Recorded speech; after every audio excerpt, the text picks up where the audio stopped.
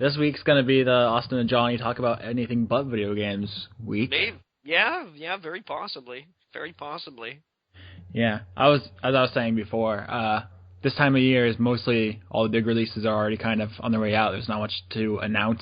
You know, everyone's putting their marketing budgets towards letting you know that they're coming. There's not like scoops to be had, so it's pretty quiet. Yep. On top of the next generation of hardware coming in 2 weeks.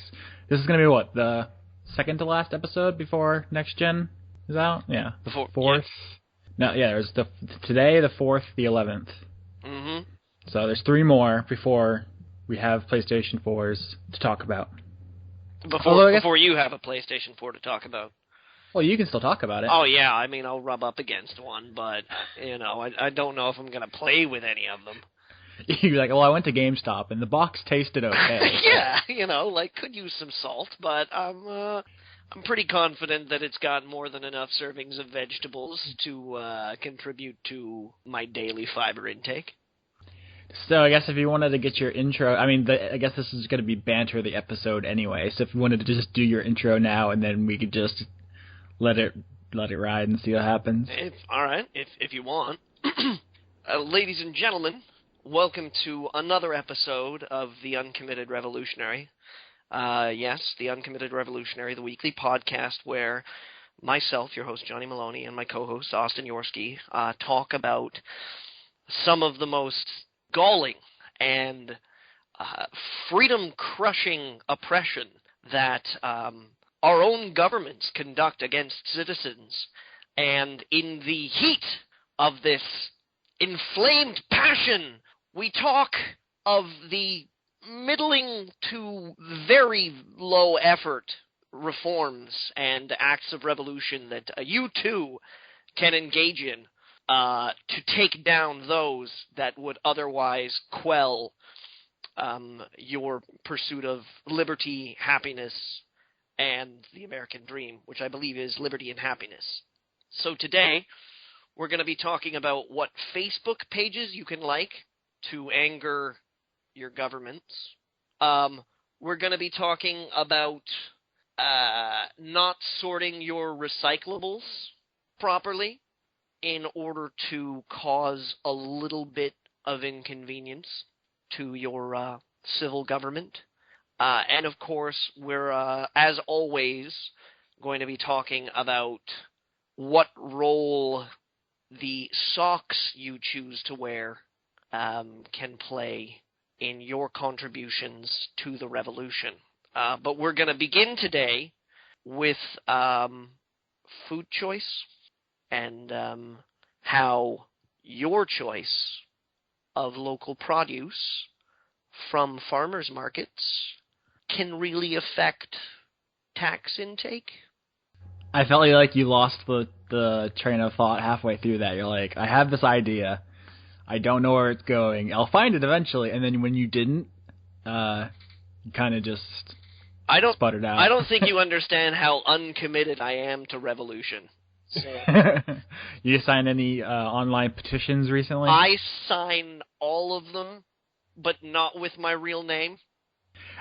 Actually, this is I know you hate video games, Johnny. This is not a video game podcast. I just want to say real quick on the subject of video games, what do you think about, because this was an argument that was going on in the Ace Attorney 5 review comments, do you think there's any way to tell companies that you're displeased about the way a game is released? Because there was some argument about how not buying Ace Attorney 5 digitally would send the message to Capcom that we want it physically, whereas people were arguing back that would just send the message we don't want it at all.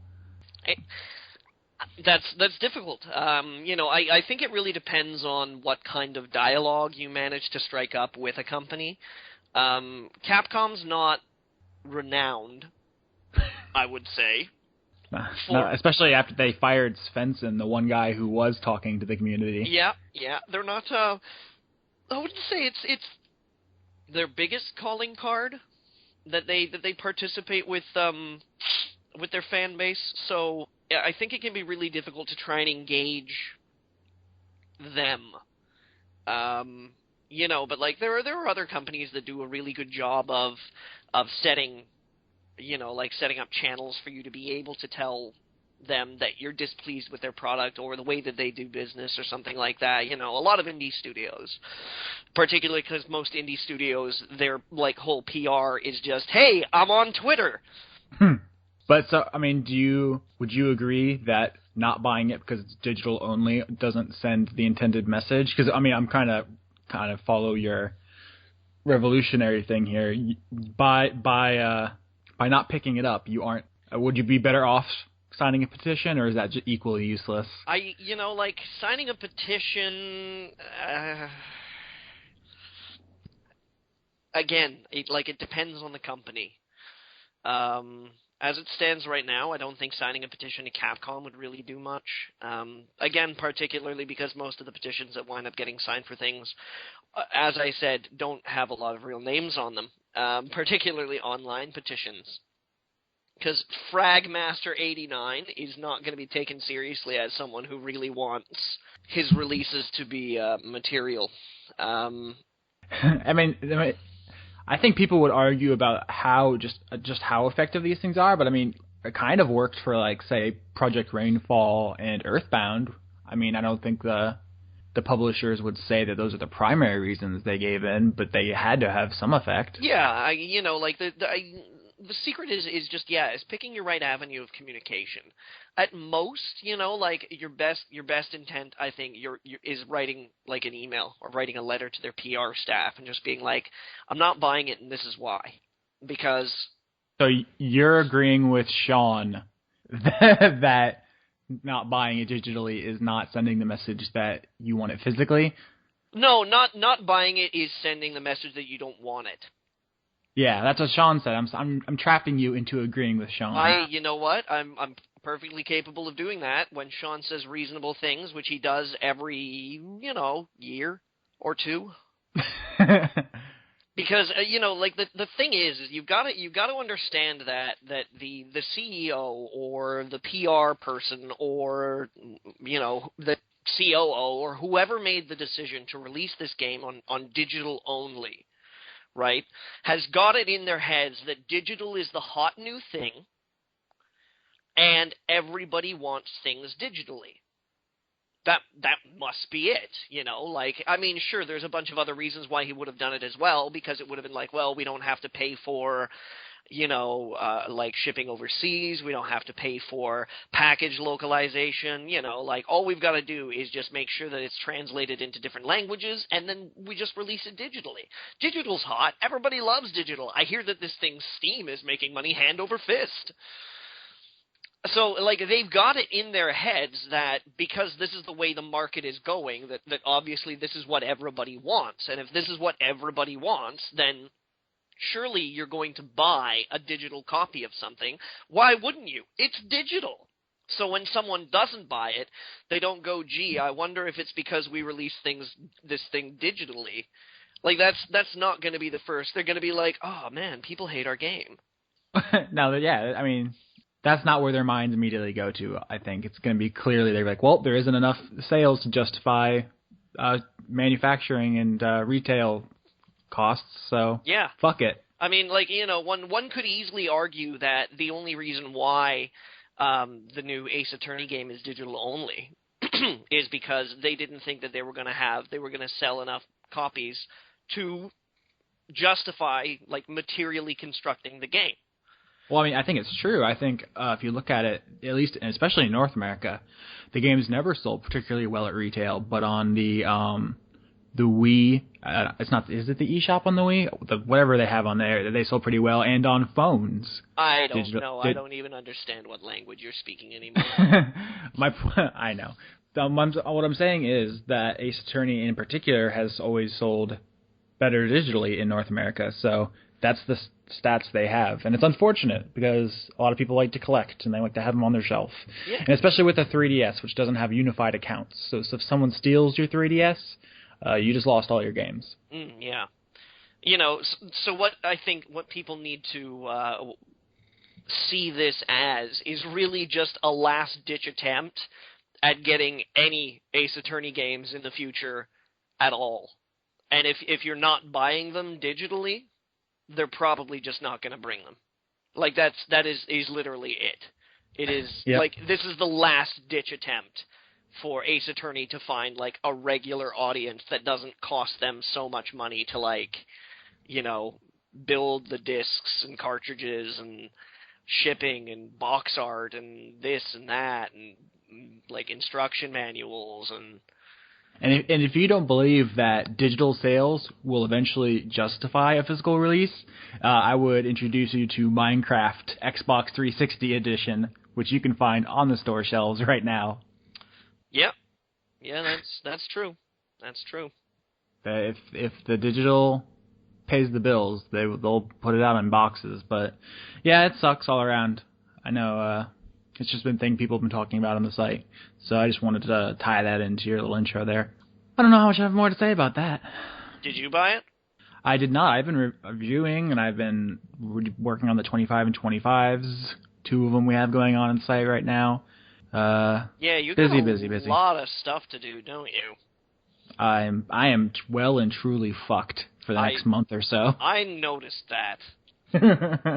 You want to? Let me pull up the review sheet for those people who don't know how utterly screwed I am. Let me see if I have. Do I have it saved? It should be clarified here that because the writing staff of Blistered Thumbs does their work voluntarily, when we have the new systems dropping, when we have the Microsoft, I'm gonna go with Pennywhistle Parachute Farm today, the Microsoft Pennywhistle Parachute Farm, and the PS4 are releasing. The only people that are going to be capable of writing reviews for these games are the people who opt out of their own wallets and time to pick up the systems of their own volition. Mm-hmm. So for example, on writing staff, I believe we only have 2 people that are getting a Pennywhistle Parachute Farm. Yusuf and myself. I mean, I talked to Microsoft. We are on the review unit list, but it's a long list, and there are very few units. So I'm not gonna. I wouldn't bet any money on that. But yeah, I mean, me and Yusuf are definitely getting them out of our own pockets for the good of the site. As far as the PlayStation 3, I know Sean's getting one. You mean the 4, PlayStation 4? Obviously. Or is Sean finally picking up a PlayStation 3? He has a PlayStation 3. I misspoke. As far as the PlayStation 4, I know Sean's getting one, Yusuf is getting one, and I will be as soon as possible. So 3 PS4s and 2 Xbones on launch at least, and then other ones we're picking them up as soon as possible. But that leaves November. And then there's me. Like, I don't even... Your being is just not helpful at all. Maybe I'll get a Nuya. I don't know. But I mean, here's just what's coming out in November, right? Call of Duty Ghosts, Ratchet & Clank Into the Nexus, Adventure Time, Contrast, Professor Layton in Europe, Assassin's Creed for the PS4, Knack, Resogun, Killzone Shadowfall, Need for Speed Rivals, and then the ports of Battlefield, FIFA, Madden, NBA Live, NBA 2K.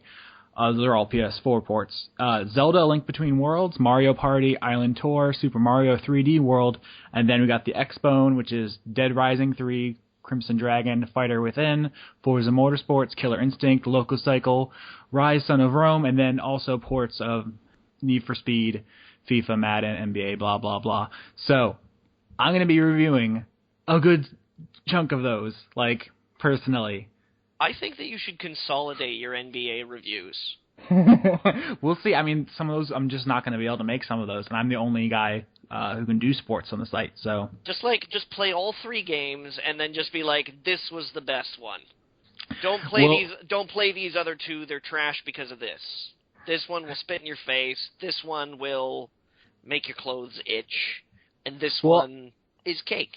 I don't know if you remember, but for the Wii U, do you remember how we did that? Because I played Batman Arkham City when it came out, but so when they did the port for Wii U, I didn't have to play the whole game to know how it was different. I just did like an article. Here's what's different. Here's if whether or not it's worth it. Like I didn't have to do like 20 hours for the ports, but for the exclusive launch titles, brand new stuff, like that's where the time investment's at.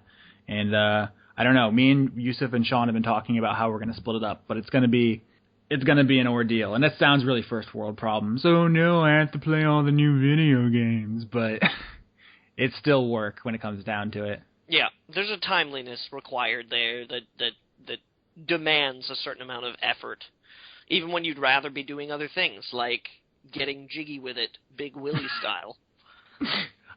You have no idea how difficult this week has been when all I wanted to do is play Pokemon, and I had to play Skylanders and the Guided Fate Paradox, which are games I will talk about shortly. But I'm sorry, Austin. Are you a fan of the Pikachu? I mean, Pikachu himself, he's okay. There's a new game coming out. Well, not coming out. It's going to be 2015, I think they said. Starring Pikachu. Did you hear about that? Yeah, Detective Pikachu. CSI. Kanto. I really hope that they adapt a Raymond Chandler book, like The Big Sleep. The Big Snorlax? And just make it starring Pikachu. I'd love it if it was this, like, grainy black and white noir Pikachu with this, like, old-school fedora and a bottle of whiskey. That's actually funny that you say like, that. Because Pikachu. Pikachu. Pika. Pikachu. Pikachu. Pikachu. It's funny that you say that because, like, I don't know if you probably haven't heard, but the Pokemon X and Y post game, like the stuff you can do after the credits, is pretty anemic, and some fans are a little mad about that. But the bulk of it is actually you work at a detective agency, and it's a little goofy, but it's actually better than the main story. So I don't know how to feel about that. Well, I believe last week you made your feelings clear on the main story there. On the main story, yeah, but the post-game detective stuff, it's really simple, but I actually appreciated it being competently executed for what it was. Not enough Pikachu, though. Needs more Pikachu. With Leon doing the fucking narration over it. Heart of Gaming style. Leon Thomas from acclaimed internet show Heart of Gaming? Is that the show he would want you to associate with his name these days? Probably not. Apparently he's working on another show, and this is... I assume everyone who listens to this is also follows Leon's other stuff, so that's not too far off topic. I still maintain that that's a way better show than he actually gives credit for. Heart of Gaming? Yeah. The first time I listened to it, I was like, what is this? But it super grew on me because he's really funny. Yeah, I think that's what it is. I think that people, like, they listen to it and they're not sure what they're getting into, and then they just go, I'm frightened, and then they leave. When really, if you stick with it, it becomes a little bit more like, oh, I see, all right, yeah. Commenting on game culture with a little bit of black humor jammed in there. I think maybe that was like how I approached South Park as well. Like the first couple episodes I saw, we were just like all like fart jokes and dick jokes, and I was like, I don't see what the big deal about this show is. But like when pretty much the first like 2 or 3 seasons are all like fart jokes and dick jokes and Kenny dies jokes, but then like you get to like season 4 or something like that, and the satire opens up. Leon Thomas is the South Park of the internet. I think that's a pretty nice compliment. Could be worse. He could be the Sean of life. He could be Sean. Isn't Sean the Sean of life though? See, that's insulting to Sean to even be compared to himself. Oh, I don't know Sean. how that works. If you weren't so much like Sean. We would like you a lot better if you were just completely different. Yeah. He's reviewing Batman Arkham Origins right now. I was talking to him. He said he's between a 7 and an 8 on it. The multiplayer, maybe his quote's still in the Skype chat. I want to read it to you. He was pretty furious. The Arkham Origins multiplayer is an abomination. There's a back-of-the-box quote for you. The controls are just a mess, blah, blah, blah. But I want to see that on the back of the box. The multiplayer is an abomination. But he likes the story stuff mostly. He apparently hasn't run into as much bugs as a lot of people. I'm hearing it's super buggy, especially on PC. I haven't had any bug problems, actually. Oh, you're playing it? So we'll talk to you about that in a bit? Yeah, we'll get down on that jam like it's 1999. Yeah, that's the big thing of the week. I'm trying to think. Tomorrow Battlefield comes out. I'll be reviewing that as soon as possible. Pretty much immediately. I was trying to finish my Guided Fate Paradox review like before we started recording. I have like 2 more paragraphs left. That'll be up by the time you hear this. Assassin's Creed, I think Yusuf has it in his house right now. So he's playing that. Those copies went out late to everyone. I know Destructoid won't have their review ready tomorrow. So I don't know if this is just a generation transition thing, or if publishers are maybe changing how or the way they do stuff. But I don't know. Did you hear about the Batman review copy thing as well? Yes, I did. Yeah. There's been some stuff. I know, for like example, Call of Duty, you can't review that pre-launch unless you fly out to their headquarters and let them watch you play it. That's been a thing. And similarly, there's been some things where people have had review copies withheld or have been lied to about the availability of it. It's a none of this bothers the average consumer, but it's things that are going on right now which are interesting. Grand Theft Auto 5 did a pretty harsh containment job about who was allowed to have a review up on day one.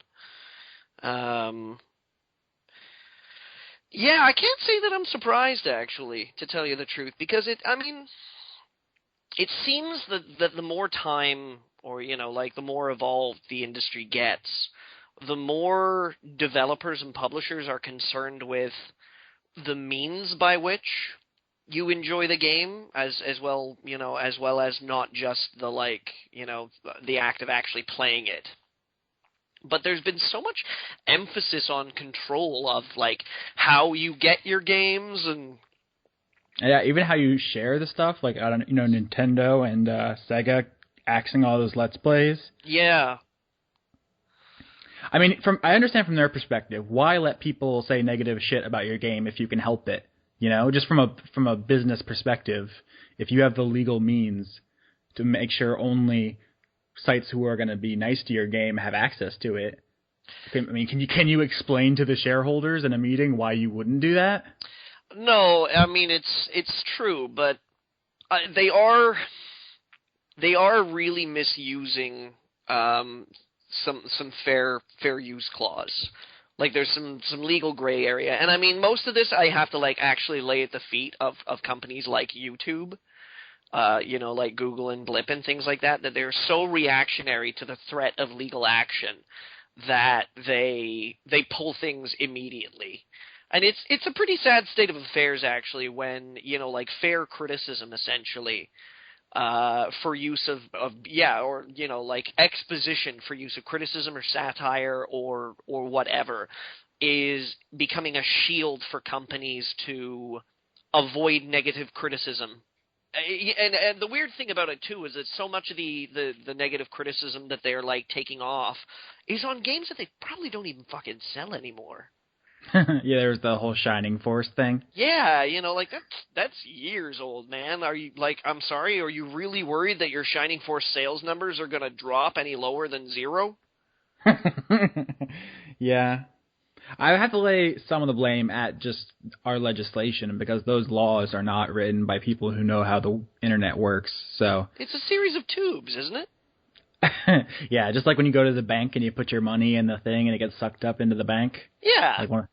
That is the internet. They keep all the money underground in a big tank, and it just spits some of that money out. It's like a sewer system. I played SimCity. Yeah, I mean, I clearly have biases in this situation because it's obviously we want access as a site, and we don't want other, we have a horse in the race. So I don't know how much my opinion counts, but it comes down to if publishers have their way, only the most lenient sites will get copies, and then they'll get the views. They'll be the only ones who are able to survive, and then they will create an ecosystem of just the biggest video game circle jerk of all time. So yeah, that sucks. Yeah, I mean, there's not much we can do about it. It's really about who fans choose to support, and if you go to sites who play the game, they will continue to play the game. Well, I mean, it's also some of the problems that I have with it is that it betrays a certain dishonesty in the industry as well, where it's it'd be one thing if a publisher or if a PR company came out and they actually really, really believed that they were releasing an excellent product. But there are some critics, I'm not going to point any fingers or name any names, who I believe are kind of unjustly negative about certain games because maybe it gets them page hits, maybe it gets them views. I mean, it's also it's much easier to be negative about something and be funny or controversial or or this or that, right? Like there's a certain amount of enthusiasm for ripping on things that the culture has kind of not even just video game culture, but like culture in general, like, you know, movie culture and TV culture, and like, you know, fascination for like old bad music and things like that people just generally find amusing. And it's low-hanging fruit. It is. Like, it's really easy to just take your shots at something and make fun of it and then get, like, a reactionary audience. And on the other hand, too, there's a bunch of publishers who I know try and slip games that aren't really that good past us. Colonial Marines. That was... Like, they must have known that something was going on. They must have, you know, but there was that, like, this attitude where it was like, okay, if we hide all this stuff and if we keep it to ourselves, maybe nobody will notice it's a bad game until the very last second. And that betrays a dishonesty as well, where it's like you're not coming to the consumer with your best foot forward. You're not saying, I made this, I think it's great, have a look at it, tell me what you think. You're saying, oh, this is really great, but don't look. Yeah. There's a huge disconnect between the average consumer and the press, and then the people who, I don't know, hardcore gamers. I hate that term. Do you have a better term for like people who pay attention to the industry in more depth than most people? I like to say enthusiasts. Okay. Did we ever actually have that knockdown, drag out fight about the word gamer? I know you were a couple times you were like, someday we'll talk about it. Yeah, someday. Like, we could do that today if you want to do it, but... Do you call yourself a gamer? If someone asks, are you a gamer? What do you say? Usually grumpily. I say, yeah. But that's only because, like, I understand what they're asking, even if I object to the terminology of it. Because there's, like, the very idea that it's like, it bothers me. The reason why it bothers me is because it's exclusive. It's exclusive when you say, like, oh, are you a gamer? Because that's just, like, what you're asking. You're asking the person the question, do you play games? And that's like, do you watch TV? Do you drive cars? Do you eat roast beef? Yes. Oh, you're a roast beefer. One of those guys. Yeah, and the problem that I have with it is that it inherently comes with this baggage that it's like, if you're a gamer, you subscribe to this, like, social niche, this, like, secret club where you have the handshakes and you don't talk to girls and you're misogynistic and you don't take care of yourself, and it's ridiculous. It's patently ridiculous. I don't even like Cheetos. Yeah, it's so stupid because it immediately sets you apart from everybody else because you are defining yourself by your hobbies. And I don't want anybody to define me by my hobbies. I don't want anybody to be like, oh, he plays guitar. He's one of those guys. Have you seen his DVD collection? Good grief, man. I don't want anybody to define me by the fact that I read graphic novels. I don't want anybody to define me by the fact that I read novels with no graphics in them. I don't like being defined by the music that I choose to listen to. I don't like being defined by the car that I choose to drive or the way that I choose to dress or the food that I eat or anything like that. It's reductive. It's utterly reductive. And, and then, like, what boggles my mind the most about gamer culture is that once everybody's kind of like carved themselves out, and even if you're like proud to be like, yeah, I'm a gamer and I'm proud, then there's all these like fucking subgenres of gamers that look down upon each other, and it's like, oh, you're not a real gamer unless, like I know plenty of people that are like, you're not a real gamer unless you tabletop game. You're not a real gamer unless you've played tabletop RPGs. You're not a real gamer unless you blah, blah, blah, LARPed or whatever, and it's just like this ridiculous, like, snippy infighting community that's constantly trying to one-up one another about how much hardcore, how much more into the gaming they are than anybody else. And it's just like, dude, could you please fucking relax and just revel in the fact that we can all be enthusiastic about, like, a stimulating, interesting, when it comes to video games, like, technologically incredible, aesthetic, touching, like, exciting, reactionary, like, cutting-edge, amazing shit! Like, can't we just be excited about it? But instead, you've got to, like, turn your fucking nose up at me and tell me I'm not a real gamer because I don't like JRPGs. It's like, it's infighting and it's outfighting, and it's some of the most, like, people who self-identify as gamers, oftentimes for me, are some of the most, like, judgmental, fucking, like, far removed from any rational, like, social etiquette that I've ever met in my entire life. And, I mean, that's not to say that I'm, like, throwing a blanket term here, because I got lots of friends that play video games, lots of friends that are just as excited, if not more excited about games as I am.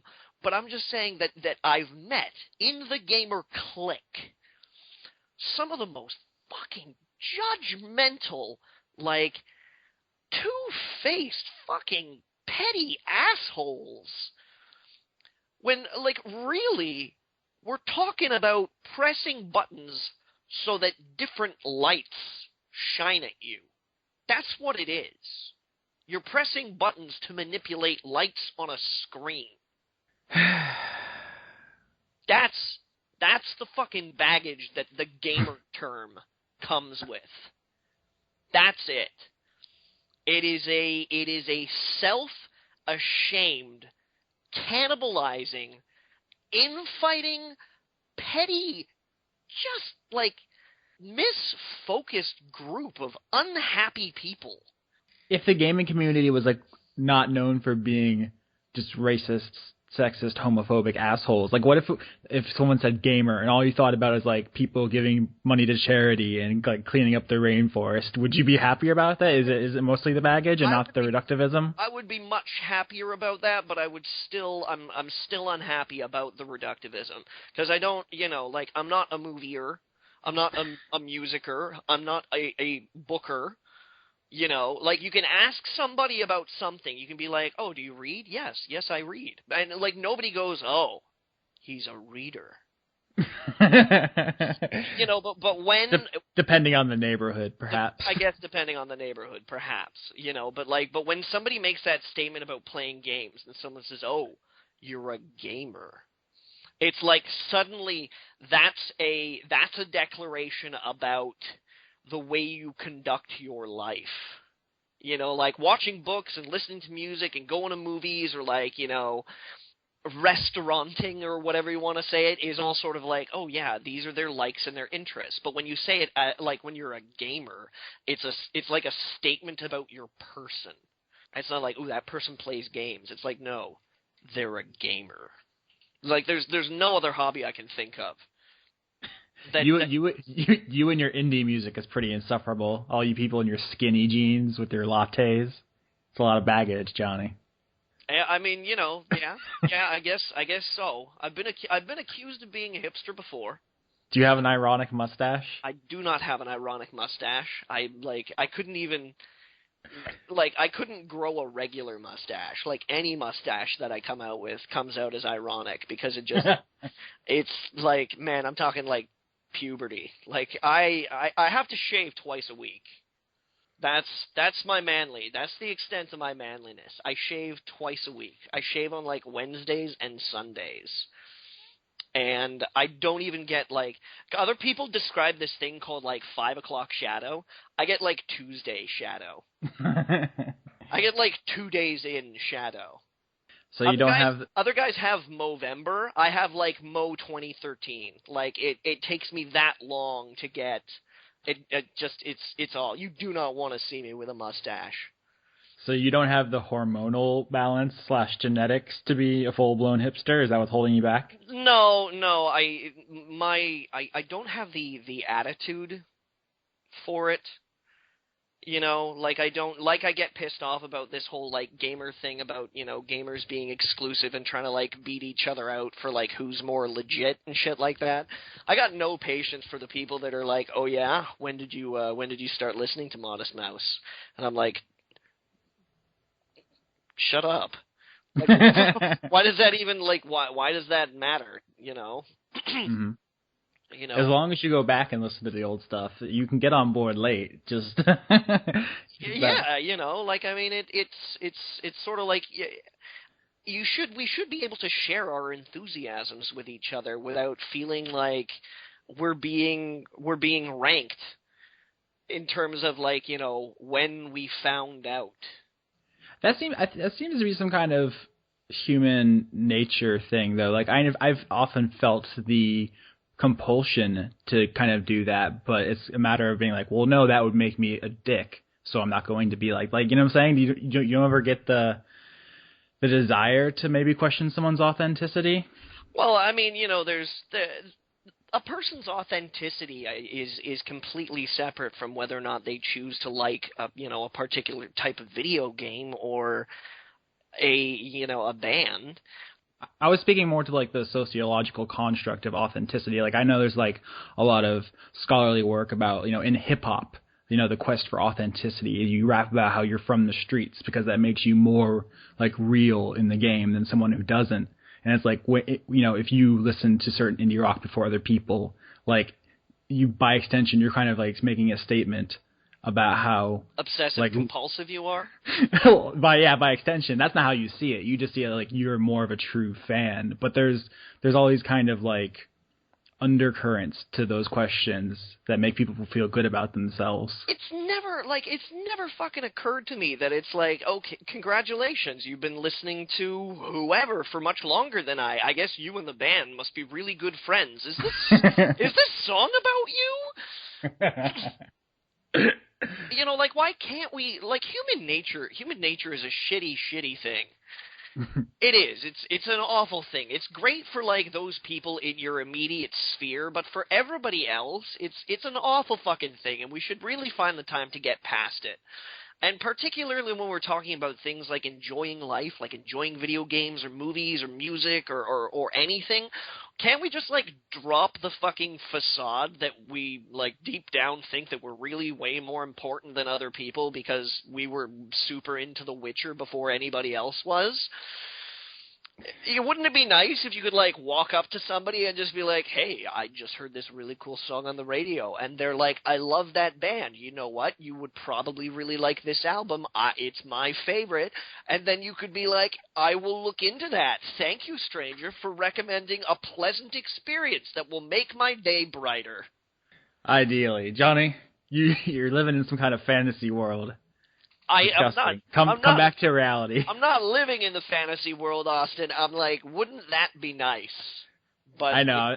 In your daydream there. You got to come back to reality where we're all super petty. Yeah, and that's why, like, I don't like it when people are like, ooh, I'm a gamer. Speaking of indie music, do you hear the new Arcade Fire album? Actually, I have not had a chance to yet. Have you? Have you heard? I've heard the singles. The whole thing doesn't come out for like 3 hours, as far as I know. Yeah, I heard Reflector, and a couple of weeks ago they did a special after Saturday Night Live. They performed on Saturday Night Live, and then they did like a musical performance special afterwards. And I watched that, so I'm like sort of like I guess I've heard the album. From what I remember, there was a little bit of disco going on. It's funky. Yep. They got I don't know.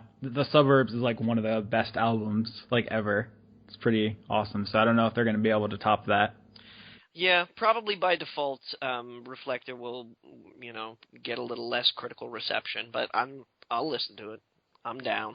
I'm waiting for.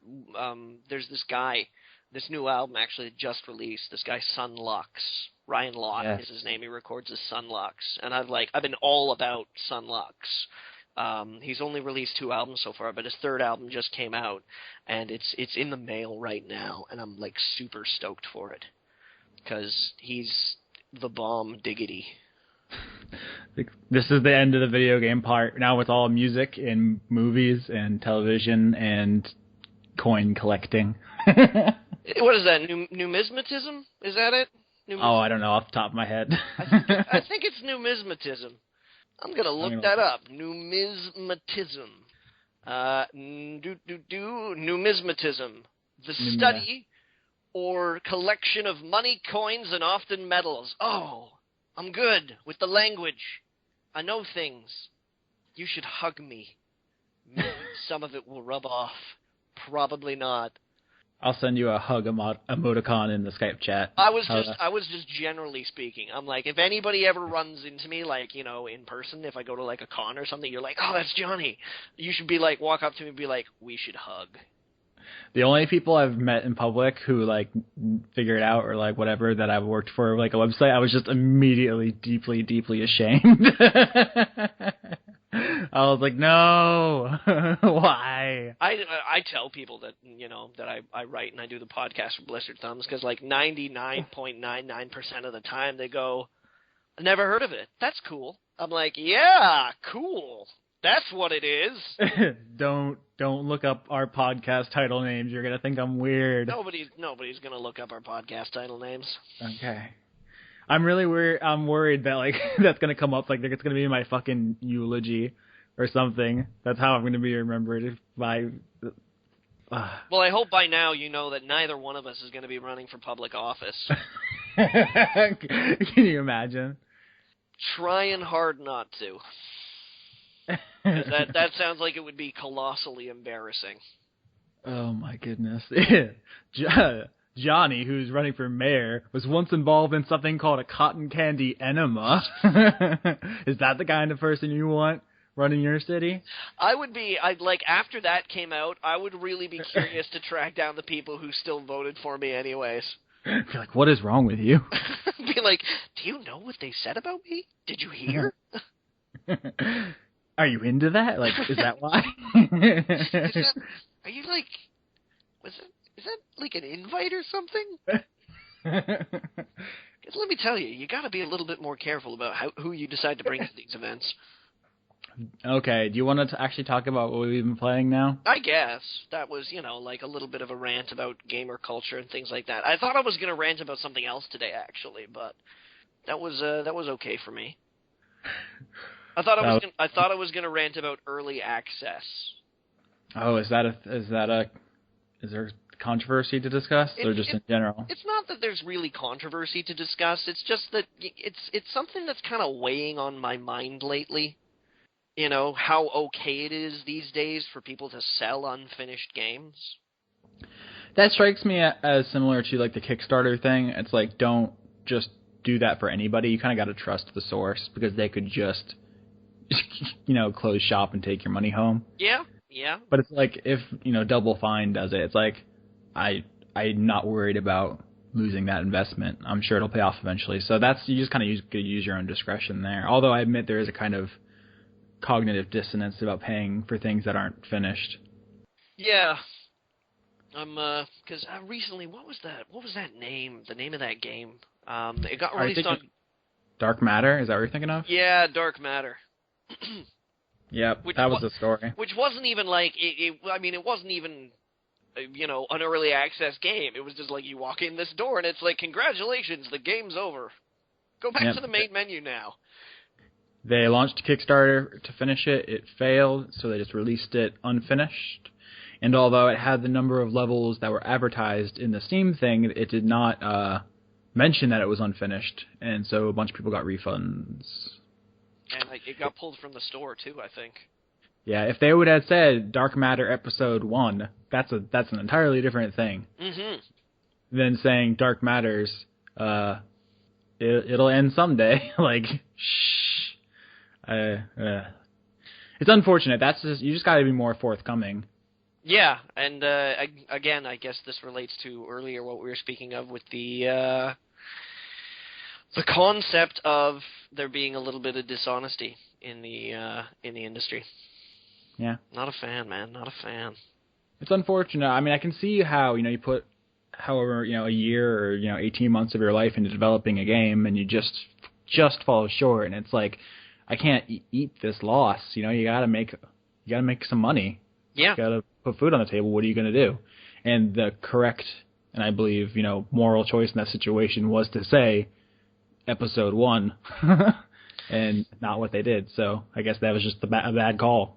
Yeah, bad call. But I mean, I'm kind of disturbed by the amount of early access games that are getting released, and because I don't know. It's becoming kind of like noisy with all these different like companies that or. That was the worry with Greenlight, was that like if you just let any old game on Steam, it dilutes like the high bar of quality. Like when you log into Steam, like everything you see is like pretty like legitimate and worth your money. They don't just put anything on the front page, and it's like Greenlight lets in like what was that infested survivor stories or whatever that was. You mean what was originally the War Z? Yeah, that thing. And then it's just like, I don't know if I can trust Steam anymore. Yeah, in all fairness though to Steam, they did deal with that. They did. Well. But I do. I was just trying to basically get to that. That's the feeling from Greenlight and early access, is that it kind of lowers the standards on the service.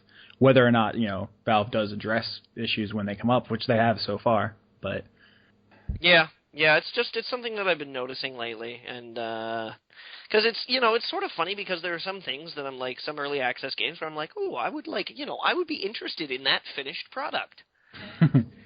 But then, when I actually see what comprises the full game as it stands, I'm like, I'm not gonna play that right now. I don't want to have anything to do with that right now. There's so many other games that you can play even in like better shape that are like free and whatever. It's just something that's been troubling me. All right, actual video games. Put them in your pants. That's not where they belong. Small acts of rebellion. That's not an SD card slot, Johnny. They're important. Small acts of rebellion are important for developing minds. They need to find their own voice. So obviously you should do whatever I tell you to do, because that's finding your own voice. All right, video games. Don't put them in your pants.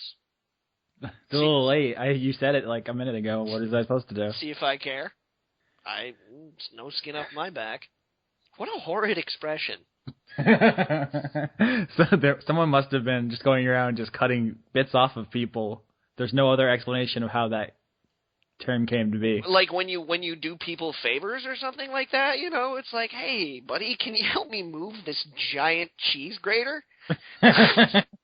Yeah, sure, no problem, man. 10 hours later, oh, God. Hey, man, do you think you could help me move this giant, oversized clothing iron that's been plugged in for too long? No, I learned my lesson. Keeping the skin on my back. Or nose, for that matter. Maybe somebody was like, I don't know, making metal sunglasses and leaving them out in the sun in a very hot part of the world, and it was like, hey, put these on. Wear them in public for me so we can, like, up my profile, and you put them on, and then you burn your nose, and you're like, the skin on my nose. I don't know. These are questions for reality. You left, didn't you? You, like, walked away from the computer. It just sort of left me on my own devices here. Okay? No, I was looking up the origin of that term. Oh. It looks like it's from the book of Job. I have escaped only by the skin of my teeth. And I guess that transformed into that statement. I am satisfied with that explanation. It's Hebrew idiomatic, apparently. That's my very cursory Googling. Maybe it's like, getting whipped for a slave. Like you had a slave buddy, and he dropped the cheese and, I don't know, dates and wine or something. He was carrying all of that simultaneously? He was carrying he had the platter, the refreshment platter. And he was like, oh no, my ankle. And then someone's like, I'm going to flay you. And you're like, no, it was my fault. I shouldn't have been playing marbles. Do you even know what you're talking about anymore? I feel like you're just going off on kind of a fucking... I'm working my way there, all right? It might be a circuitous route, but I'll get there eventually.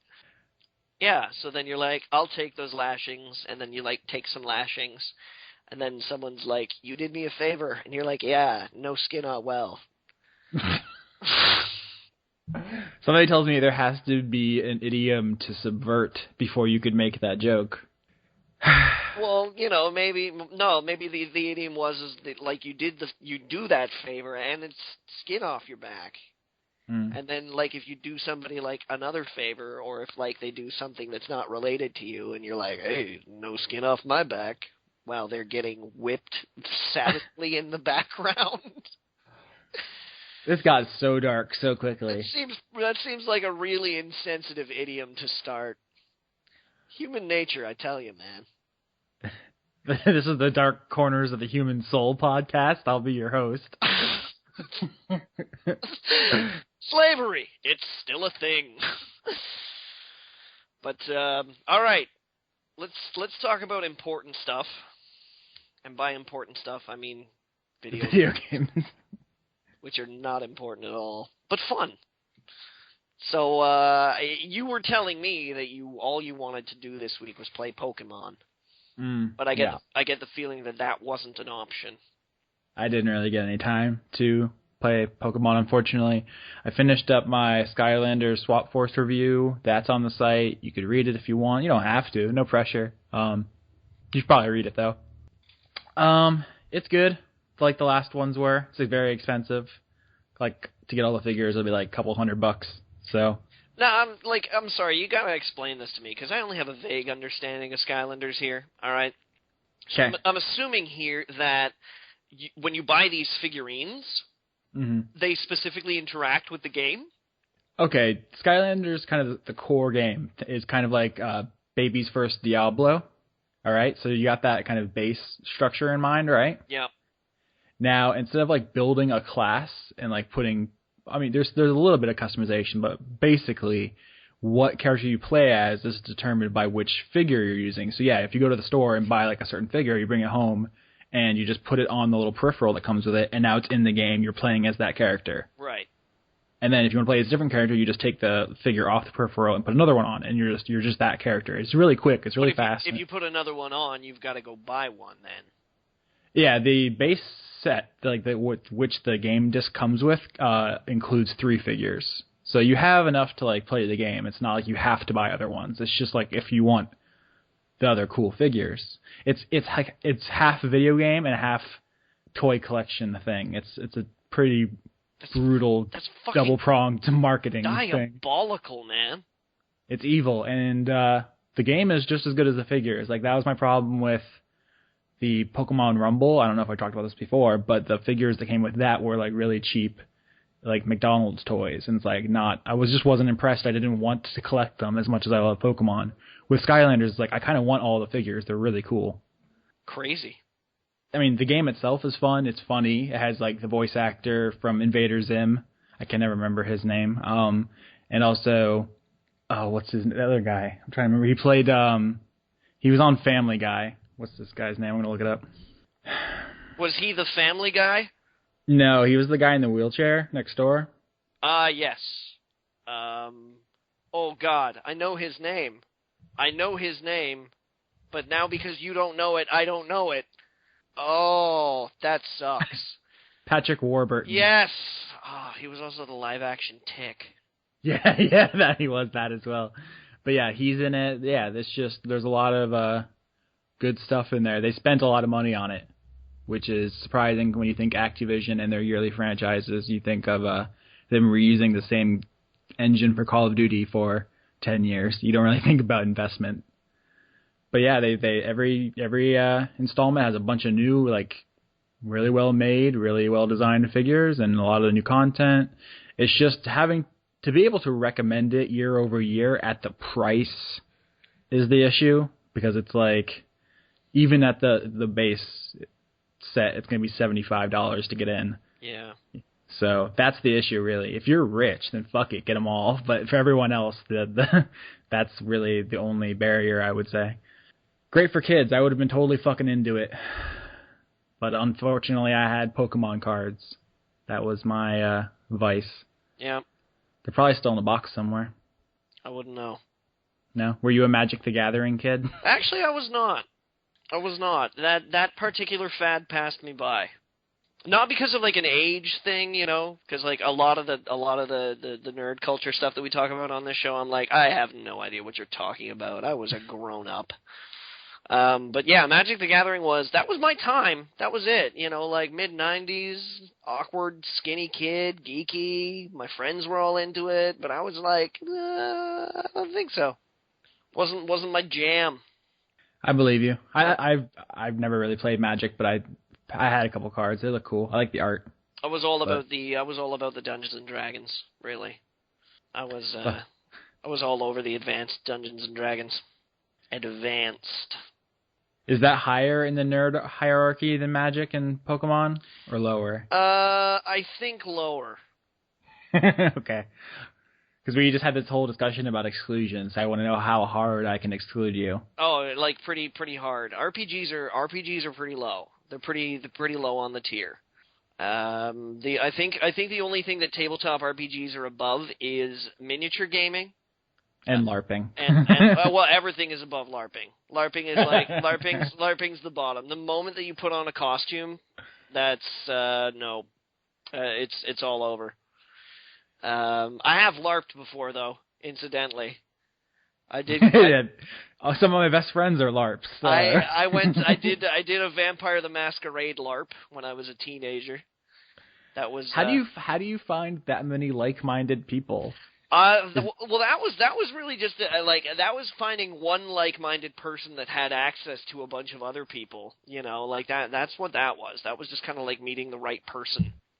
Because like nowadays there's like Craigslist. Although I suspect if you try to look for like costume get-togethers, you might accidentally end up at an orgy. Yeah, you got to be careful about what areas of Craigslist you go poking around in if you're looking for people dressing up as vampires. Yeah, but I was just thinking like, yeah, that was not an option to like even to get a tabletop game together. Well, dude, like nerd culture was so different even, you know, like 20 years ago. It was so strange. You had to know people. Like anime culture. Holy crap, anime culture was so difficult to get into in like the early 90s and that, because it was like, you know, if you didn't have access to like a cosmopolitan goddamn movie store, you know, that got like international cinema and crap like that, it was like pirate bootleg circles and crap like that. You had to know a guy that like knew a guy that knew a guy that could like get you a copy of Akira on VHS or something like that. Like it was sort of like legit weird.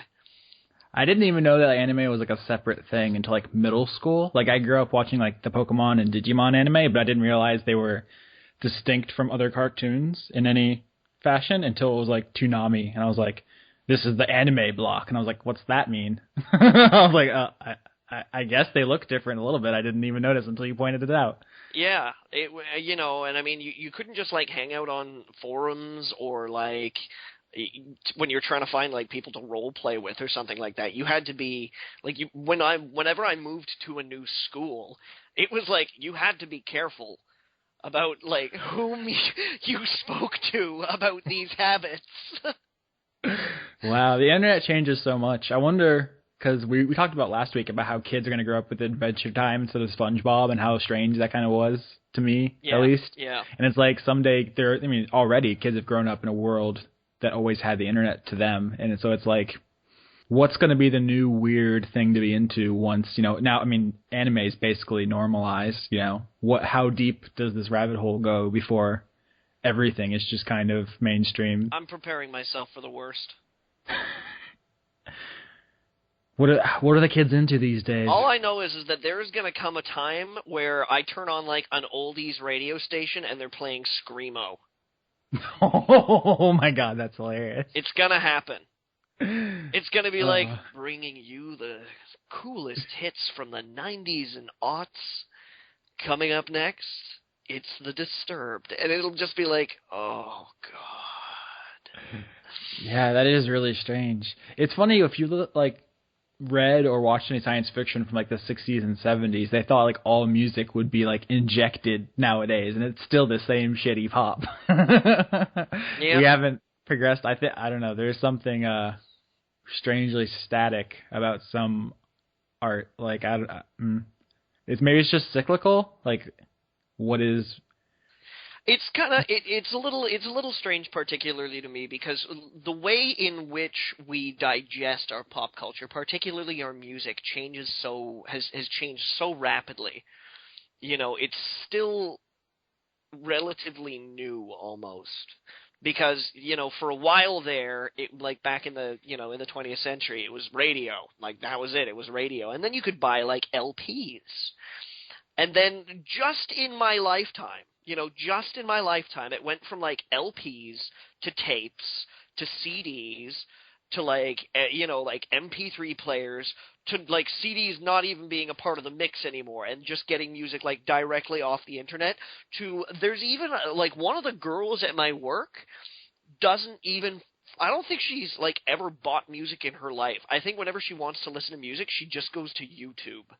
And, like, that's it. You can tell that something is still in its infancy when corporate America has not yet found ways to monopolize it. Yeah. And I mean, that's just in the course of my lifetime what I've seen. And that kind of weirds me out, that it's sort of like, you know, because by the time I was, like, listening to tapes, I'm like, yeah, tapes, they've been around forever. I'm 10 years old. I know what's up. And then, like, boom.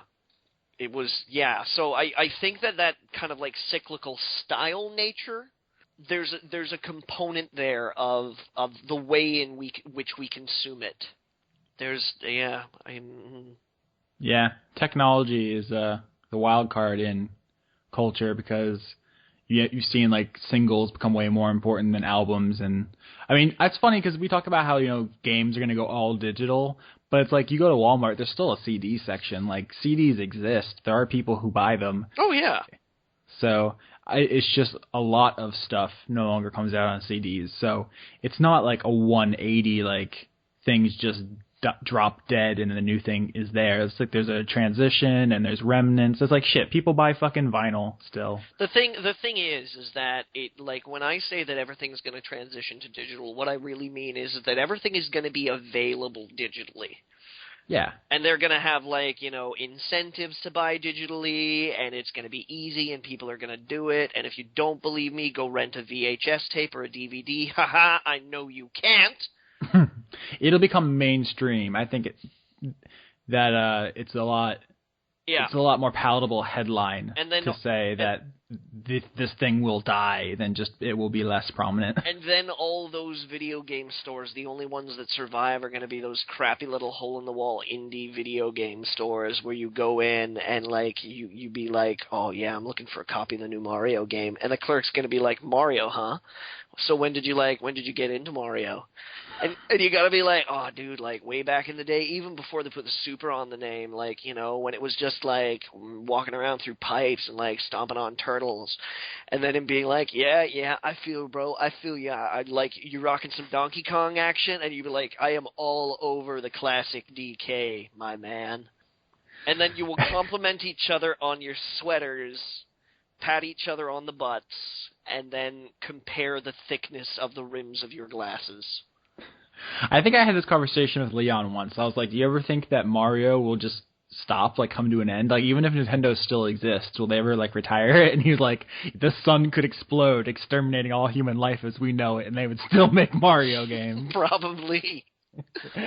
But yeah, video games are in a strange position where you could just keep releasing games called Mario for 100 years and not necessarily go over the same territory too much, unlike, like Friday the 13th. You make 20 of those and you've done the same thing 10 times. So pretty much.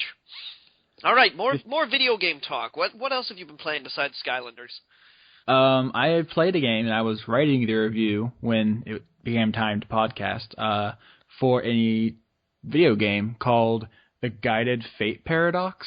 It's a roguelike strategy RPG by Nipponichi, the guys who make Disgaea. You may have heard of this. Disgaea? Are you aware of this? Yep. So it's at first it seems like it's... Let's say that again. It's a roguelike strategy... RPG. Restaurant simulator? A rocket-propelled grenade. I see. I thought it was a game at first, but it turns out just a grenade. Okay. No. Did you get the collector's edition? I hear that one blows your head clean off.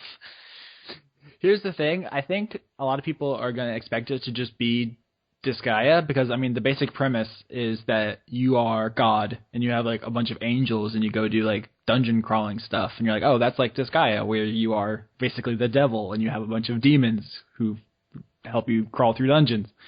It seems like just a Bizarro World, like, spin-off. But it's not. It's not even really the same style. Disgaea is not roguelike. This is, like, every step takes energy on the grid, and, like, when you move, enemies move. You have to, like, eat food you find on the ground. Like, it's like Rogue.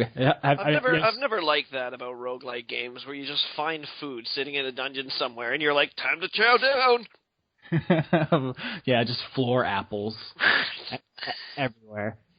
Have you played Rogue, Johnny? That was before my time. I never played Rogue, but I played games that like were heavily based on Rogue, like roguelikes, if you will. What's the one I'm thinking of? Good God, I can't believe I've forgotten it. Give me. Go on, but I'm just what was it called? I mean, roguelikes are making a comeback in a big way. Randomly generated big penalty for death kind of things. FTL, Binding of Isaac. We've talked about this before, actually. I think about how people like bite-sized, big stakes kind of experiences nowadays. Yeah. Because, I mean, was it only 20% of people even finish narrative titles to begin with? So, yeah, I mean, I think this shift makes a lot of sense. Angband! That's what it was called. Angband? Angband. And then there was another one as well that was called like there was a different version that was like Zangband or something like that. I'll have to look into that after this. Never heard of that. But yeah, it's like if Disgaea was a roguelike in a lot of ways, which sounds cool. My problem with it, as you'll probably be reading by the time this is on the site, is that the script is really painful. Like, really like, I was getting serious secondhand embarrassment when people were watching me play. Yeah. The voice acting and the writing are just really cringy. And, like, sometimes it's intentional, like, oh, you know, eye roll, you little, you little shit, you. But, like, other times it's completely, like, straight-faced, creepy weirdness. You're sending me links now, so hold on. That's Angband. Yeah, okay. Obviously, the Guided Fate Paradox, which, by the way, is a terrible it's a terrible name. That's an awful name. I mean, it is. It's not catchy, and it's not indicative of the content. I understand it was an attempt to localize the original name for it, and Japan is notorious for their word salad titles, but not a good name. No. But yeah, obviously it's not as graphically primitive as Rogue or Angband that you just sent me. I'll leave a link to Angband for listeners who want to see what that looks like. It's basically just like ASCII. Yeah. Right? So, yeah, this has a very, very similar art style to Disgaea. It's big sprites, like moe, chibi shit, which is fine. Like, I have nothing against that style. You know, Johnny, I love Disgaea. I talk about it all the time on the show. All the time. All the time. I love Disgaea. I gave the last one a 9. Every time. Super excited about it. This game, it just doesn't have the script. It's not as funny. It's not as clever. It's not as charming. It's still good. I really like the dungeon crawling stuff. I just wish the characters would shut their flapping face holes more often. It basically comes down to that. A lot of it is kind of creepy wish fulfillment, self-insert middle school fic. Like, you know, since you are God, well, you start off as a high school student and you just become elected God, and now all of a sudden there's all these hot female angels. Like, who elects you God? You win a lottery by accident. How do you enter this lottery? You're walking through the mall and a girl just grabs you and is like, hey, you want to enter the lottery? And you're like, no. And she's like, too bad, you did. Oh, you won. Now you're God. Like, it's like something that like a teenage boy. One of the worst MacGuffins I've ever heard in my entire life. It's like something a teenage boy would daydream. You know what I'm saying? It's like, wouldn't it be cool if I was all powerful and all these hot chicks wanted my dick? Like, it's basically that. But someone seriously wrote it and sold it for money.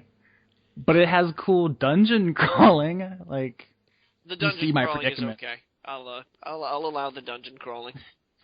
Yeah, the writing isn't terrible across the board. There are definitely clever moments to it.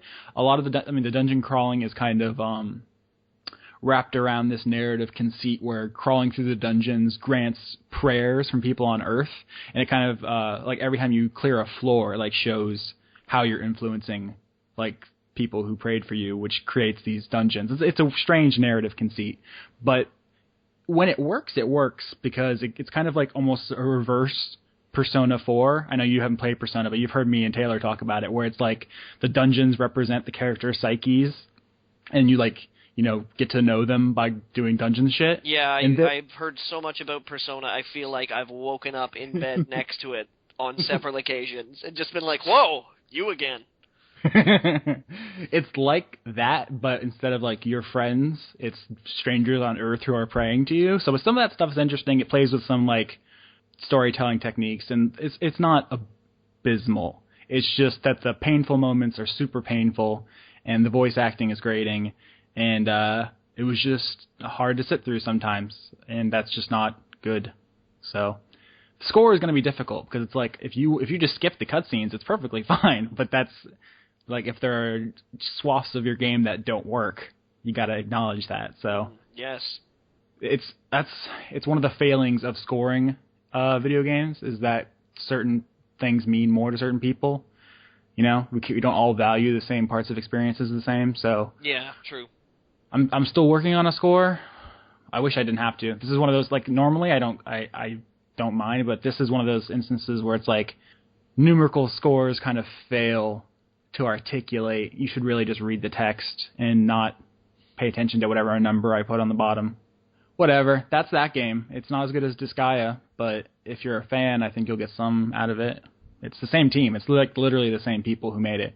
And, yeah. Sounds like a really great restaurant simulator game. It would work a lot better on Vita, where I could mute it in public and just, like, play it on the bus. Just dungeon crawl through the bus and then skip the inane banter. What have you been playing, Johnny? A couple of things.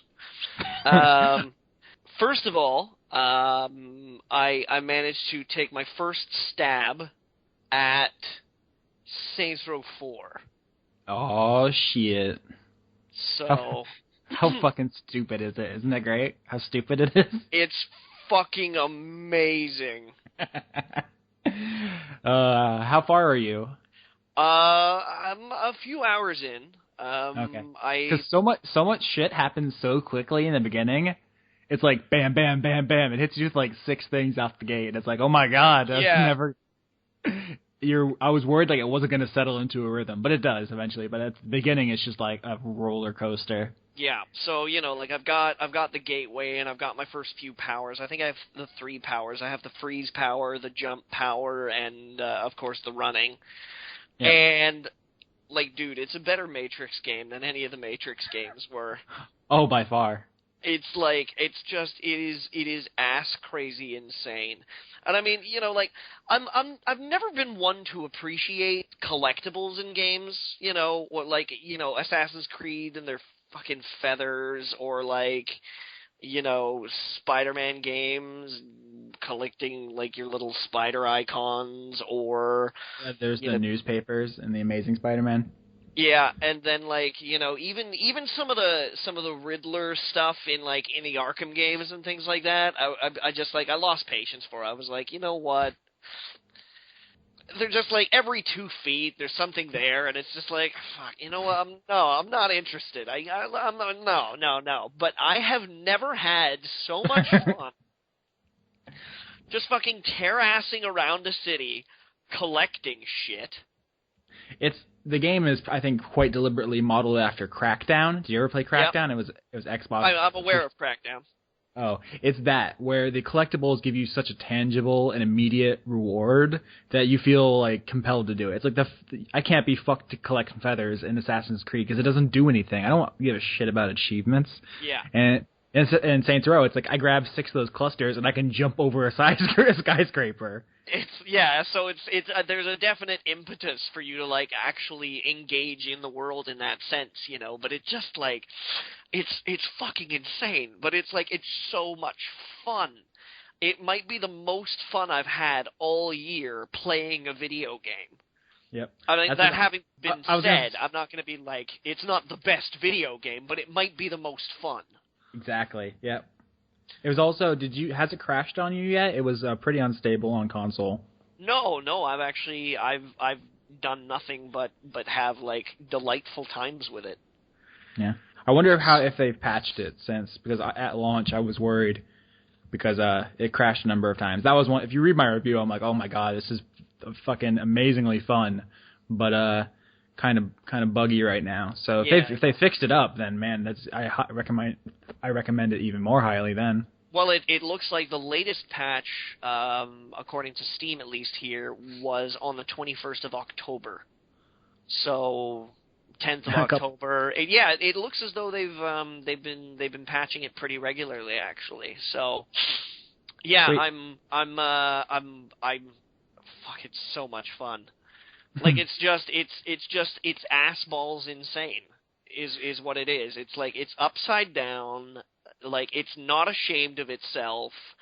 And that's the thing about it that I love the most, is that it just like it goes full on ridiculous. Because one of the biggest problems that I have with games when they go ridiculous is that they almost feel the need to like cock block you right away.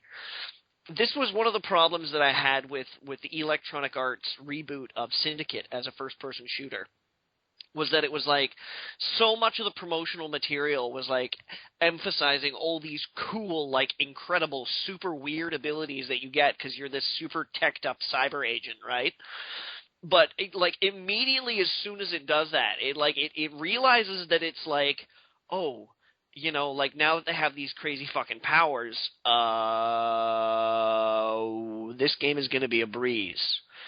So immediately what they do is they just set you up against a bunch of enemies that don't react to these powers. So it's like they give it to you and you use it in a tutorial fashion on like 6 guys, and then you like never use it for the rest of the game. You know, it's horrible game design when they do that, because they're trying to distinguish themselves by being like, look at all this cool shit that you can do, but then they just get lazy about presenting challenge and go, well, you're not allowed to do any of the really cool shit that you can do, unless it's going to be against these, like, plebeian enemies that you can easily dispatch without having to use any of your cool shit. And in fact, it's easier not to, because you're just better at dispatching them in a way that you would normally shoot someone in the head. Yeah, balance is a super big problem. I know there's a lot, especially in shooters where like they give you all kinds of fancy like weaponry. It's like I just go through with the starting rifle most of the time. Like I can just headshot everyone with the gun with the most ammo and not worry about all of the other things, because there's no incentive to do so. There's no like curve to it. Saints Row just says fuck all that, and it's like, here's 1,000 powers and weapons, go nuts. And then it's not hard, but like those shield enemies, like those guys aren't a walk in the park. Like you gotta play, and it doesn't feel like it just loses all focus by giving you all the tools. It's a neat trick. Yeah, and it's like the fact that you're still, during most of the course of the game, you're fucking running around just like minding your own business. You can like fuck off and do as much superhero shit as you want, basically. It's like you can have your cake and eat it too, because it's like you can just goof off and just be like jumping over buildings, flying over rivers, like upturning cars just because you take a corner a little too quickly, like a little too narrowly on foot. And then when you want to, like, get down and dirty and actually have a fight with someone, you can, like, go to this map location, do this mission, do this thing or something like that. And it's like, yeah, okay, now it's crunch time. So it's oh, God, it's awesome. It's so much fun. I love it. It's great. It's also kind of embarrassing how much better a superhero game it is than most superhero games. That did occur to me as well, actually. It's a little, Did it bother you at all that it's clearly a reskinned version of the city from 3? Because I remember originally it was going to be DLC, where they did like a Matrix skin, and then they shelved it, so then they actually built the 4th game in that. You know what I'm saying? It's a little troublesome, but I kind of understand why they did it. You know, like, it's obvious that they were trying to save, that was like a last-ditch effort to save THQ from bankruptcy, basically. Mm-hmm. You know, and if it had worked for them, I think I would probably feel better about it, but yeah, it does kind of bother me that there's obviously not as much work being put into it as it could have been. It was the same thing when Left 4 Dead 2 came out for me. You know, I was like, hey, I appreciate that you have another game here, and it's probably going to be loads of fun, and I'll bet I'm going to enjoy playing it, but come on, guys. This really just looks like a map pack. Yeah. But I think in both the case of Left 4 Dead and Saints Row, I feel like the games are fun enough to justify what may be seen as a kind of a lower amount of effort overall. Yeah. You know what I'm saying? Yeah, I mean they're good enough games, definitely, that they stand on their own 2 feet. You know, like I didn't hate Left 4 Dead 2. You know, I guess I rather liked it. I found the characters not as relatable. But I found them more relatable, but that's because I think they're closer to me. Yeah, you know, like very, very possibly. It might be that whole, like, you know, Northwestern kind of yuppie Left 4 Dead 1 character. I'm like, oh, okay, yeah, sure, you know. But yeah, the characters in Left 4 Dead 2 I found a little cartoony, I guess. I know, it's like I know like 3 different people who are like, you know those who are guys? like Coach, yeah.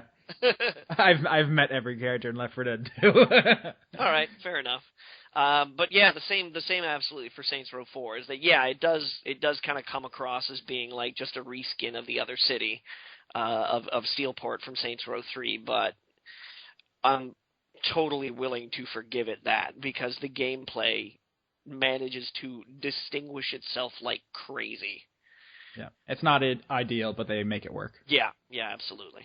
I also got a chance this week to just have a peek at Deus Ex Human Revolution Director's Cut. Is there an option to skip to better boss fights? Unfortunately not. That's all I care about. I just want to know how they did that. I just, because there were massive discounts for people who owned it on Steam. If you owned Deus Ex and if you owned, I think, The Missing Link, it was like $5 or something. And I was like, yeah, okay, sure. You know, I was a big fan of Human Revolution. I really quite liked it. I thought it was a reboot done right. It was a great PC port. Although that having been said, I'm not really sure why they decided to release the director's cut on PC, because it seems as though it's not really that much different. I mean, my understanding that most of the stuff the director's cut was, I think, originally planned to be like a Wii U thing, yeah.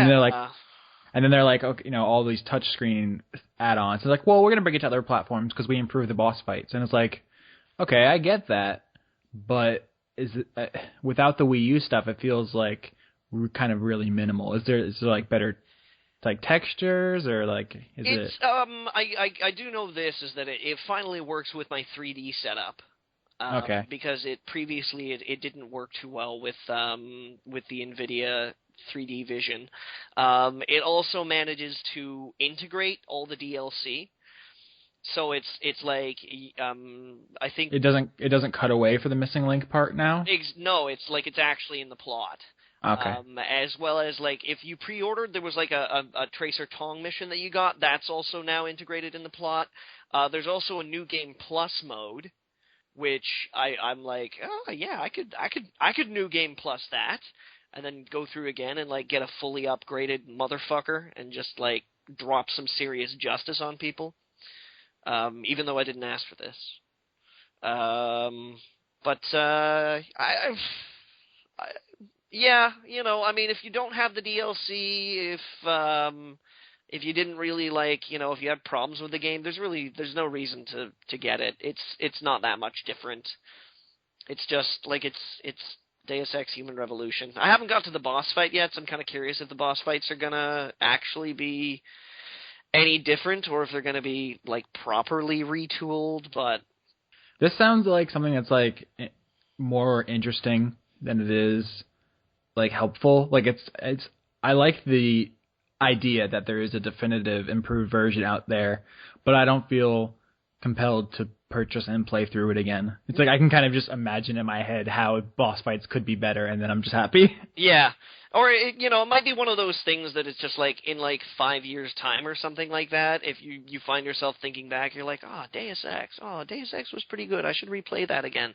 And you go back and like the director's cut is like $1.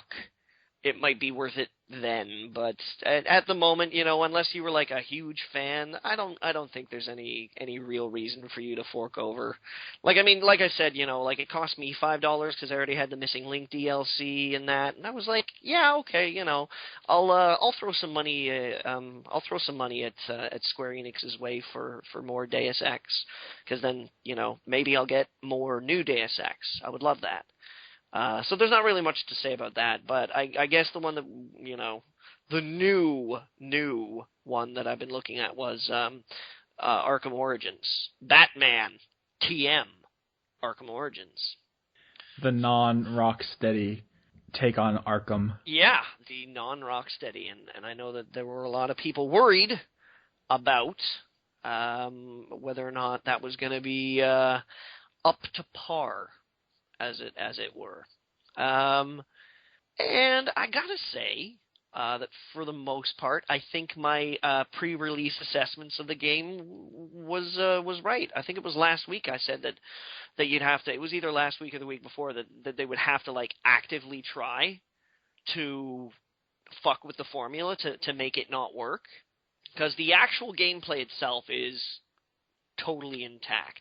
I know people are complaining about bugs. I have not had any problems. I don't know if that's just a feature of like my machine build or something like that, but yeah, it's working fine for me.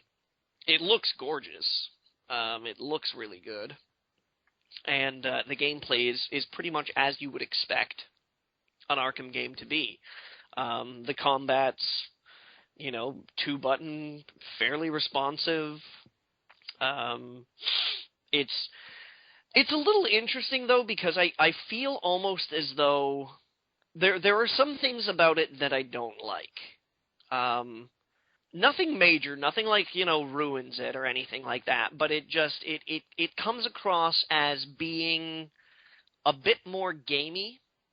Because like previously in Arkham City and in Asylum, when you get into a fight and you like punch a couple of guys, and when you're done, it's like, hey, variety bonus, and then you get experience. It was always a really subtle kind of like under-delivered detail, where you could still just be like, paying attention to the action of the game or whatever, and it's like slowly an experience bar fills up.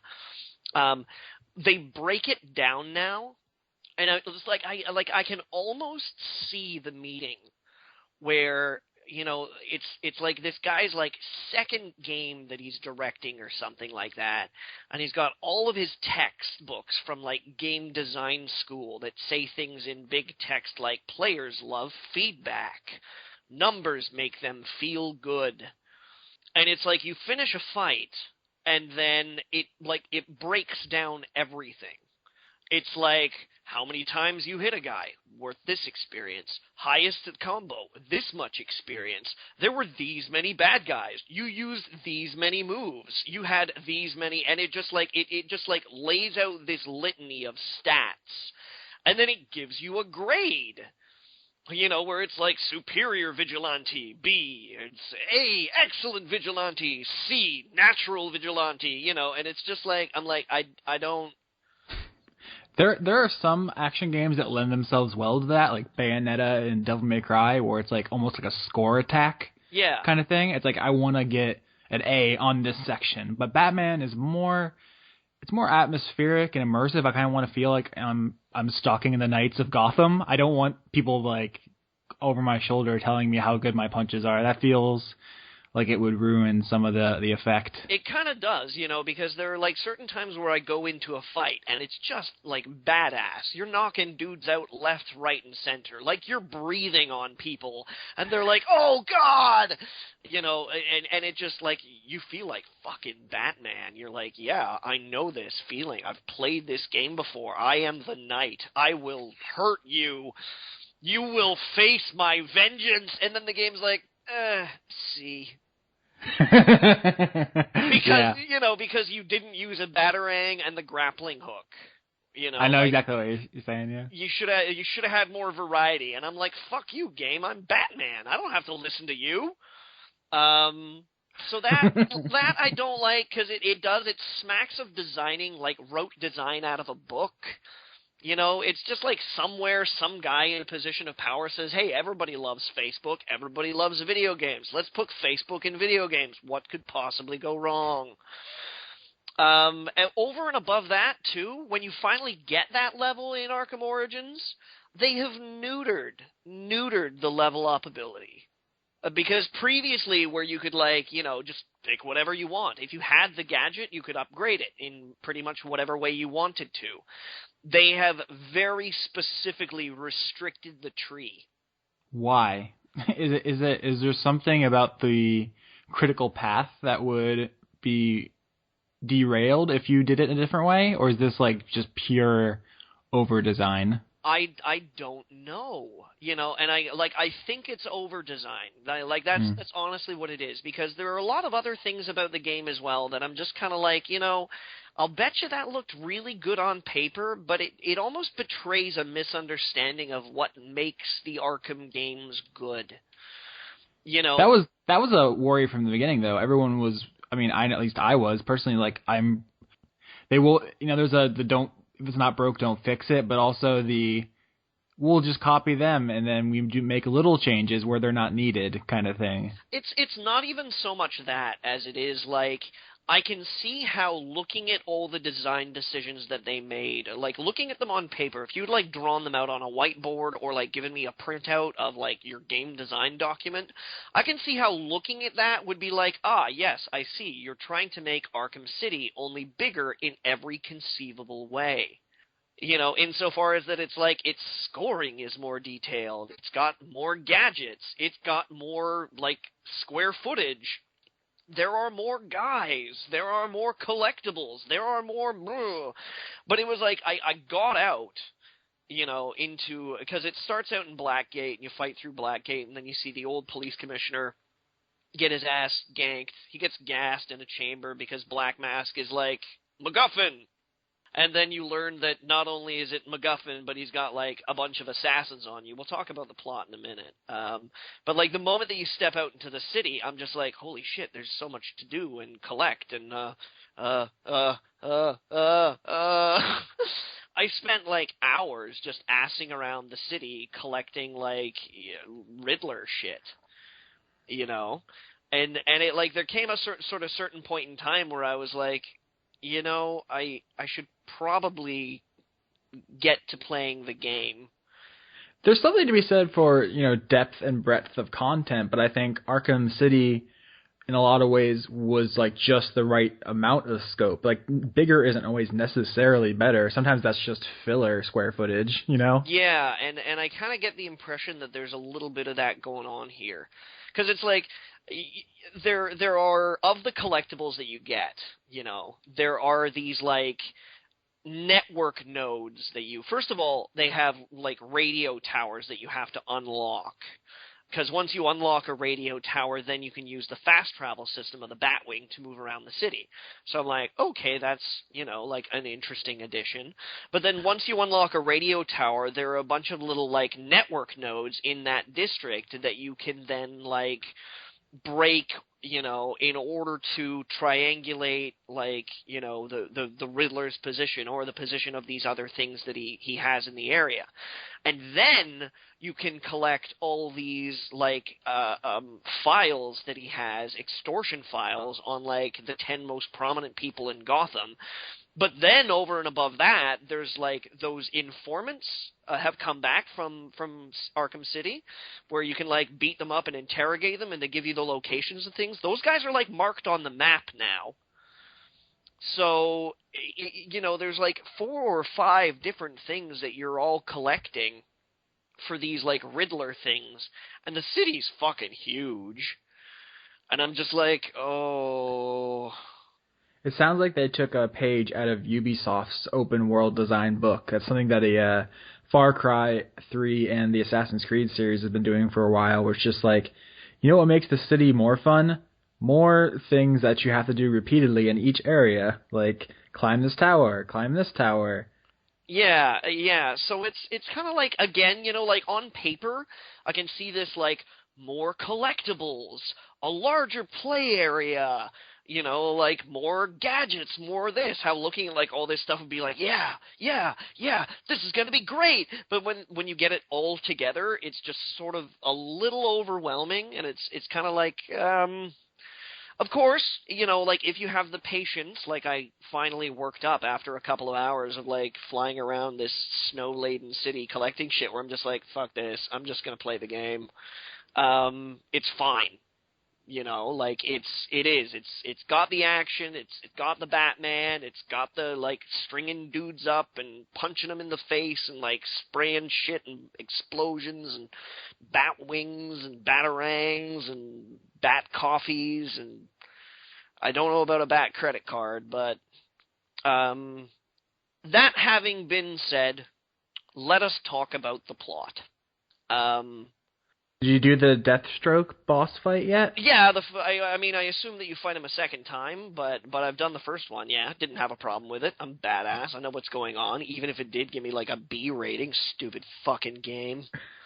Because the word on the grapevine is that there's a poorly designed fight during the game that a lot of people got stuck on. Sean also said he got through no problem, so maybe everyone else just isn't as pro as BT writers. I don't know, man. I mean, maybe it's the next fight or something, because I'm assuming that you fight Deathstroke another time, because I didn't, like, string him up or anything like that. You let him get away? No, I think I just beat him down and then had to chase after the Penguin.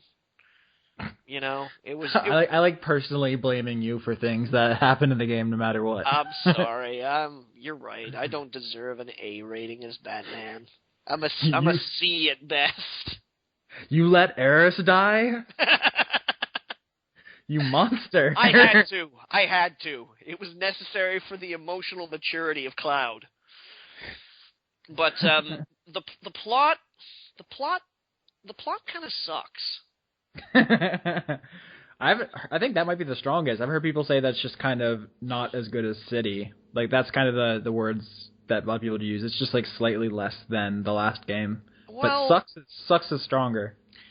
And the reason why I say it sucks is because its storyline is really more or less, there's a bunch of guys out to get Batman.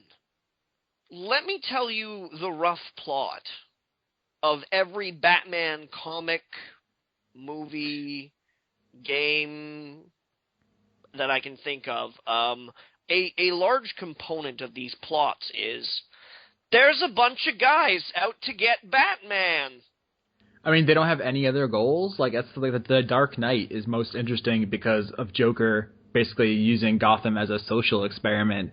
Like, Batman just kind of shows up. He's not even, like, the focus of it. That's my favorite Batman, ones where Batman is not important. No, I totally get that, but the part of the whole superhero conflict is that there's always invariably someone who's out to get the good guy.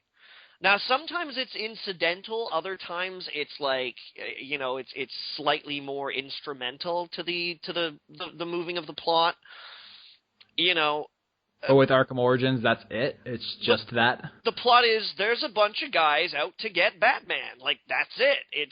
And they're trying to dress it up as it being this, like, oh, it's Christmas in Arkham, and the relatively unknown Batman is suddenly the victim of, like, a giant contract on his life where, like, 9 of the world's most deadly assassins come to, and I'm like, I don't, what you're telling me is there's a bunch of people who want to kill Batman. That's nothing new. That's your excuse for a plot? No. It sounds like that. That sounds like the excuse plot for like a fighting game. It's like the 9 deadliest fighters show up for the Tekken tournament. Pretty much. That's all you need. Fight.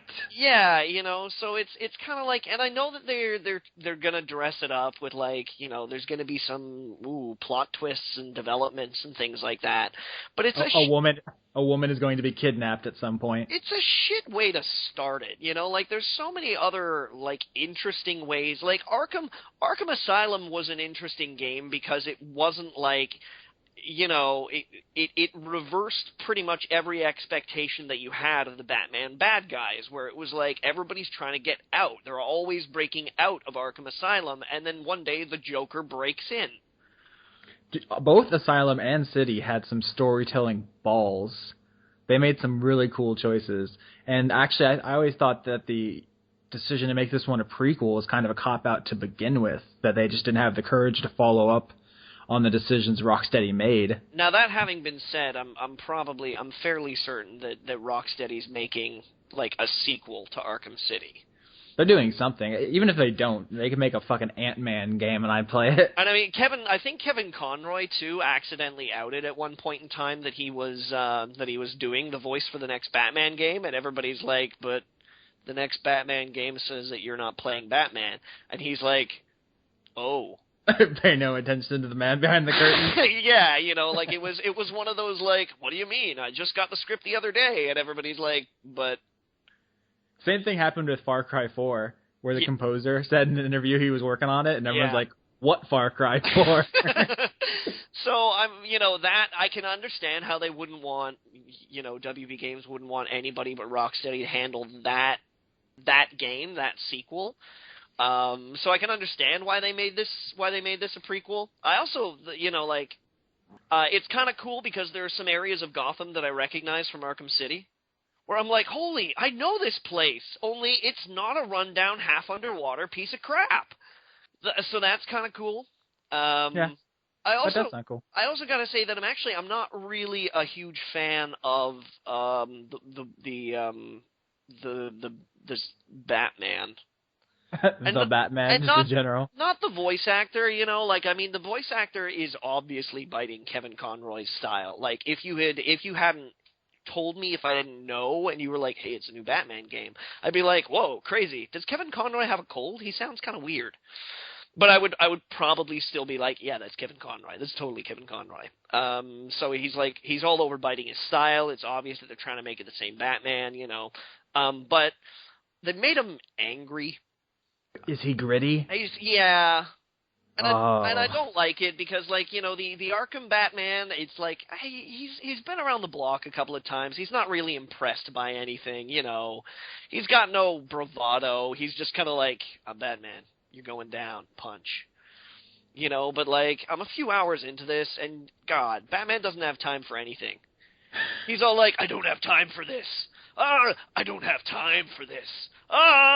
You're running out of time. But, I don't have time.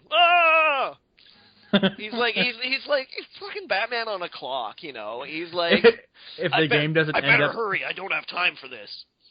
If the game doesn't end with him, like, rushing to work to clock in at the right time, I'll be very disappointed. Yeah, so it's like they've made him, a little more action star. They've made him a little bit more, like, I'm using my angry voice now. And there's no gentility to Bruce Wayne. Like at the very beginning or something like that, you catch an interview where Vicky Vale asks him a question about where he's been or something like that. And he's like, that's it. You just ran out of time. And then, like, walks away, Or the fact that it's like they try really hard to hardcore him up because you hang out in the Batcave with Alfred, and Alfred's like, it's Christmas Eve, sir. Would you, like, dinner? Like, can we sit down? And you're all like, I don't have time.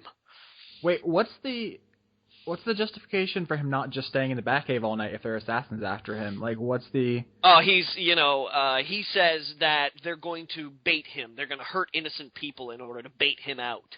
Okay. So I was wondering if he just had, like, a death wish. Well, no, Alfred says, well, if they're coming to kill you, seeing as how we both know who the Batman is, why don't you just spend the night in? And Bruce is like, no, they'll hurt innocent people. But yeah, like, even the Bruce Wayne character is, like, hardcore. He tries to cancel New Year's. He's like, oh, we're gonna have to cancel New Year's, and Alfred's like, fuck you, no. And he's like, but, and Alfred's like, no, that's like the one day a year where you happen to have a good time. And he's like, oh, but I wanted to cancel it, 'cause I'm Batman. So there's a little bit, there's a little bit of misunderstanding, I think, about the Batman character that they've created, where, there's a maturity and a level-headedness to the Arkham Batman that gives him the edge. He doesn't get angry, Well, I mean, it is a prequel, so maybe they're trying to show him mature a little bit, but that doesn't make it more enjoyable to sit through. Yeah. And also, this whole concept of the game being bigger, but not necessarily in a better way. That all having been said, complaints out of the side, I am still having fun. It is an Arkham game. It's all beat 'em up and capes and gadgets, and, like, it's pretty cool. Yeah, it just sounds like Arkham City 1.5. It's a placeholder until the next big one. Yeah. And I mean, I don't blame them for doing it. Like, if Rocksteady is indeed taking their sweet time and, like, seriously trying to one-up Arkham City, I'm all for that. I do not feel as though Arkham Origins dilutes the franchise. I don't think that it takes away from how awesome, like, any of the other games are, or how awesome the next one is going to be. I think that if they came back to the table after the next Rocksteady effort with another, like, would-be wannabe Batman game, that might start to cause a little bit of problems, but I got no problems with Origins right now. It's good fun. Cool. And I'm not getting any bugs. It's all, like, punchy, kicky, jumpy video Next week in pants. Next week you come on the podcast, you're like, it crashed 1,000,000 times. Maybe. You jinxed it. Yeah, maybe. Might happen. I mean, I've seen some videos of, like, really funny glitches, like him getting stuck on, like, architecture and shit, so maybe you're just lucky, man. Maybe I'm just good. You somehow, just with your skill, willed the game to function correctly. Hey, it happens to me at work all the time. We have these, like, remote-controlled, like, laser scanny guns. Like, and whenever anybody else uses them, they fuck up, and they're like, Johnny, my gun's broken. They bring it over to me, and I'm like, no, it doesn't. It works fine. I'm sorry, do you work in a fucking Star Wars factory? You have just remote-controlled laser guns laying around? We have fucking laser guns. Don't explain that anymore. My picture in my head is way better than whatever you're going to say. You are probably right. Just remote-controlled laser gun work. It's the best. You're like, I work at Denny's. You want bacon on that? You got it. Pew! So, So the 2-hour short episode went by really fast. How did we do that, Johnny? I don't know, Austin. We weren't even sure we were going to bother recording, and now it says 1 hour and 54 minutes. I think we just get carried away. Oh, how time flies when you could be playing Pokemon. Yeah, it's true. I'm sorry to take you away from that. I wouldn't be doing it anymore. I have to finish this review. And then Battlefield 4. That's what I'm doing. I'm not excited about Battlefield 4 at all, which is really funny because I was very excited about Battlefield 3. I'm excited for the multiplayer. I think the campaign's going to be a letdown, but I'm open to being proven wrong. Yeah. So I think it's just the fact that the proximity between Battlefield 3 and any Battlefields that preceded it were sizable enough for me, but now I'm like, Battlefield 4, I'm not even sure I played 3 to death yet. Yeah. Well, now they're trying to be more like Call of Duty, so. Yeah, well, they should shut up. DICE is working on Battlefront, though. Star Wars Battlefront. You excited about that? I am a looking forward to that. We'll see about that, because Star Wars and the Frostbite engine, I'll take 2, please. One of them in the box, and the other one so I can rub all over my body. And with that, you want to wrap it up? I would, but, just not feeling it. Okay, bye. I'm just going to cut it off there, like mid-sentence. Oh, fantastic, Austin.